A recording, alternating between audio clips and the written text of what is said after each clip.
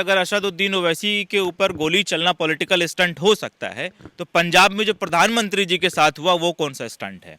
जब प्रधानमंत्री जी पंजाब के दौरे पर जा रहे थे तो आपको याद होगा कि 2-4-10 किसान वहां पर अपनी मांगों को लेकर सब प्रधानमंत्री के सामने आना चाहते थे और प्रधानमंत्री जी को ऐसा लगा कि उनकी जान को खतरा है। ना वहां पे कोई गोली चली, ना कोई डंडा चला, ना कोई शोर शराबा हुआ। वहां पर प्रधानमंत्री जी ने जिस प्रकार का एक माहौल बना दिया कि वो किसी तरह से एयरपोर्ट पे किसी अधिकारी को कहते हैं कि अपने मुख्यमंत्री को कहिएगा धन्यवाद कि हम जीवित लौट कर आ गए। मुख्यमंत्री और मंत्री जो हैं वो गुंडागर्दी पे उतर आए और ये गुंडागर्दी हो रही है। इनका भाषा गुंडों जैसा हो गया है, इनका चरित्र गुंडों जैसा हो गया है और ये गुंडागर्दी कर रहे हैं। निश्चित रूप से ये सीएम के गुंडे ही है ना, ये योगी आदित्यनाथ जी के गुंडे ही तो हैं। कोई ऐसा व्यक्ति जो सरकार से सवाल पूछता हो वो सुरक्षित आज नहीं है, चाहे वो उत्तर प्रदेश की बात करें या पूरे देश की बात करें। द एक्टिविस्ट में आपका स्वागत है और मैं हूं जरीन। एआईएमआईएम के राष्ट्रीय अध्यक्ष असदुद्दीन ओवैसी पे हमला हुआ है उत्तर प्रदेश के हापुड़ में। उन पे जिन्होंने हमला करवाया है उन लोगों को अब गिरफ्तार कर लिया गया है और दोनों का नाम बताया जा रहा है सचिन और शुभम। और सचिन की तस्वीर वायरल हो रही है सीएम उत्तर प्रदेश के सीएम योगी के साथ। हम इस पे बात करेंगे जन अधिकार पार्टी के प्रवक्ता शाहान परवेज से। असदुद्दीन ओवैसी पे हमला हुआ है उत्तर प्रदेश में। देखिए, किसी भी के ऊपर हमला होना जन अधिकार पार्टी इस बात को स्वीकार नहीं करता है और ये निंदनीय है। राजनीति में वैचारिक मतभेद हो सकता है, विचारों का मतभेद हो सकता है और विचारों का मतभेद होना ये लोकतंत्र की खूबसूरती है। मगर आप विचारों के मतभेद के कारण आप गोली चलाने की परंपरा को आप नहीं सही साबित कर सकते हैं और नहीं लागू कर सकते हैं। जिस प्रकार से उत्तर प्रदेश में लॉ एंड ऑर्डर पूरी तरह से फेल हो गया है, वहाँ के मुख्यमंत्री जब अगर अमर्यादित भाषा और अपने पद की गरिमा किए बिना अमर्यादित भाषा का लगातार प्रयोग करना, चुनावी स्टंट को कहीं ना कहीं कॉम्युनल एजेंडा बना दिया गया। तो उत्तर प्रदेश में ये सारी चीज़ें बिल्कुल एक्सपेक्टेड है कि आज उत्तर प्रदेश का लॉ एंड ऑर्डर पूरी तरह से फेल है।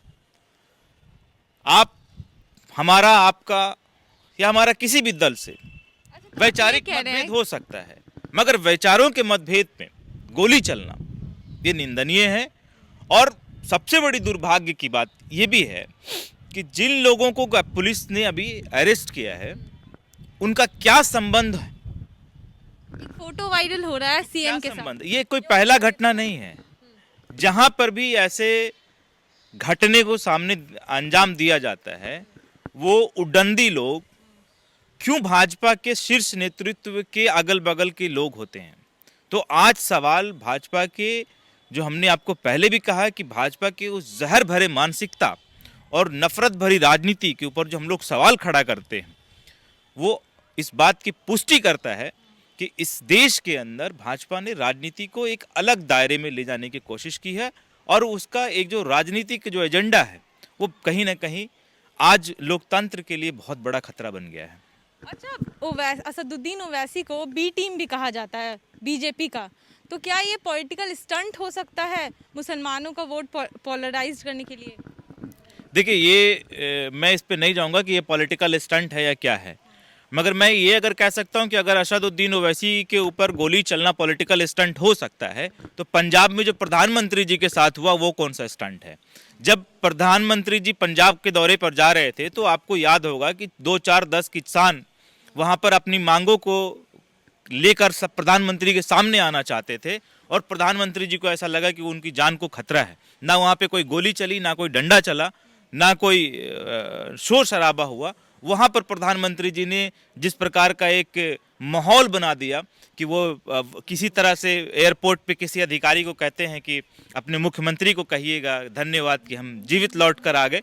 तो अगर उस सारे परिवेश में अगर आप कल का घटना अगर आप देखेंगे जो असदुद्दीन ओवैसी साहब के साथ हुआ तो वो तो फिर इनको क्या कहना चाहिए था कि मुख्यमंत्री को क्या कह के वापस आना चाहिए। जब देश के पीएम ही सेफ नहीं है तो वो तो असदुद्दीन ओवैसी हैं। देखिए देखिए आज उत्तर प्रदेश में ये कोई नई बात नहीं हो रही है कि किसी को बिना ट्रायल के, बिना कोर्ट के अपराधी, अगर कोई अपराधी भी ऐसा सामने आए कि उनके ऊपर अपराध का मुकदमा दर्ज हुआ तो पुलिस ने बिना कोर्ट, उसका प्रोसीजर्स होता है, कोर्ट है, कचहरी है, उसको अधिकार है, संवैधानिक अधिकार है कि वो अपनी बातों को, अपने पक्ष को रखे। मगर ऐसा ना होकर कई इनकाउंटर्स, फर्जी इनकाउंटर्स, गाड़ी पलटकर गोली चल गई, मार दिया गया। तो योगी जी के जो पूरे शासन काल में इस तरह की बातें सामने आती रही है और उनका स्वयं का भाषा, आपके पिछली बार भी आपने हमसे बात किया, उसमें गर्मी ठंडा कर देंगे, होश ठंडा कर देंगे, और इस तरह की भाषा अगर कोई मुख्यमंत्री यूज़ करने लगे तो उसके संरक्षण में पल रहे गुंडे का मनोबल निश्चित रूप से बढ़ेगा।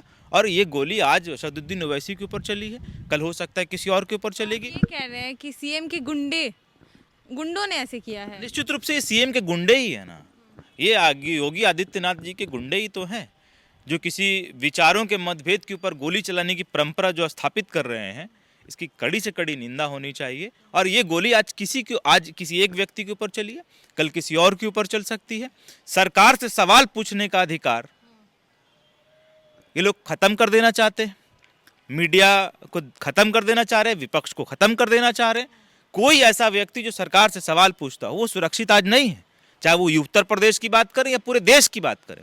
चाहे वो कोई पत्रकार, आपने कितने पत्रकारों पर केस होते हुए देखा, कितने पत्रकारों के ऊपर टॉर्चर होते हुए देखा।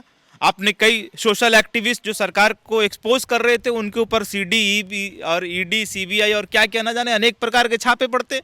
तो आज सरकार ने, ये जो भाजपा की सरकार है, ये कहीं ना कहीं इस बात को, इस स्टेटमेंट को ये प्रूव कर रही है कि सरकार से सवाल पूछना ये अब इनको गवारा नहीं है।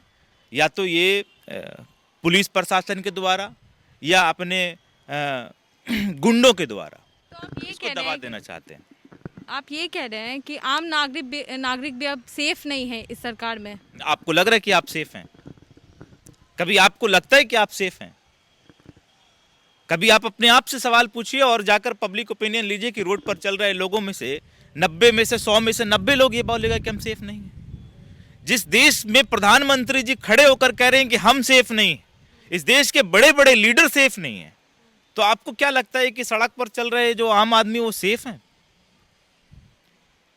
कितने हत्याएं हो जा रही है, लूट हो रहा है आए दिन। आपके पास और कोई दूसरा न्यूज़ और कोई खबर है क्या? तो कार्रवाई भी हो रही है उस पे। कौन सी कार्रवाई हो रही हो तो आपको पता है, हमको भी पता है कौन सी कार्रवाई होती, कहाँ होती है, कौन लोग। ये इन्वेस्टिगेशन जब पहले भी प्रधानमंत्री जी के सामने जो पंजाब में हंगामा हुआ, उसमें भी जिस व्यक्ति का नाम सामने आया वो भी व्यक्ति कहीं ना कहीं भाजपा के संरक्षण में पलना बढ़ने वाला लोग, उसके ऊपर इंक्वायरी क्यों नहीं हुआ? आज उत्तर प्रदेश में जो कल हुआ उसमें भी भाजपा, कह रहे हैं कि भाजपा के ही लोग ऐसा करते हैं।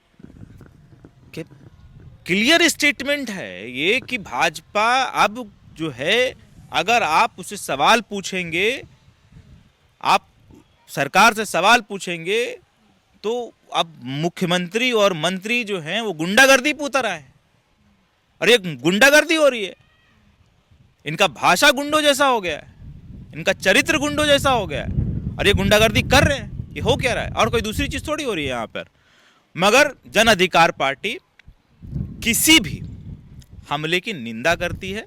आज वो असदुद्दीन ओवैसी साहब के साथ है या किसी और भी नेता के साथ है, ठीक है, या किसी आम लोगों के साथ है, सबका जान बराबर है, सबकी सुरक्षा होनी चाहिए, सबको विचारों से मतभेद रखने का अधिकार सबके पास है, लोकतंत्र में चुनाव लड़ने का अधिकार सबके पास है, और वैचारिक मतभेद के ऊपर गोली चलने की परंपरा, इसकी कड़ी निंदा जन अधिकार पार्टी करती है। तो ये थे हमारे साथ जाप के प्रवक्ता शाहान परवेज, हमने उनसे बात किया। तो आपको ये वीडियो कैसा लगा कमेंट बॉक्स में ज़रूर बताइएगा। फेसबुक पे देख रहे हैं तो पेज को लाइक कीजिए, यूट्यूब पे देख रहे हैं तो चैनल को सब्सक्राइब कीजिए। शुक्रिया।